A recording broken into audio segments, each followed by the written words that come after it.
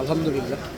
রাতের সেন্ট মার্টিনে এসছি, এই হোস্টেলে অর্থাৎ রেস্টুরেন্টে। এখানে রং বেরঙের খাবার তৈরি করা হচ্ছে। দেখুন, অনেক চমৎকার চমৎকার খাবার, খুবই চমৎকার খাবার, খুবই চমৎকার চমৎকার খাবার। এই খাবারগুলো খাওয়ার জন্য আপনারা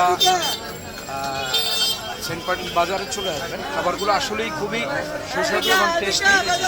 যদিও সব খাবারের মধ্যে আমার একটি খাবার খুব শুধু পছন্দ হয়েছে, এই খাবারটি এটা সবজি দিয়ে পেঁয়াজুর মতো তৈরি করেছে। এটা আমার পছন্দ হয়েছে, এটা আমি খাবো। 10 টাকা করে পিস।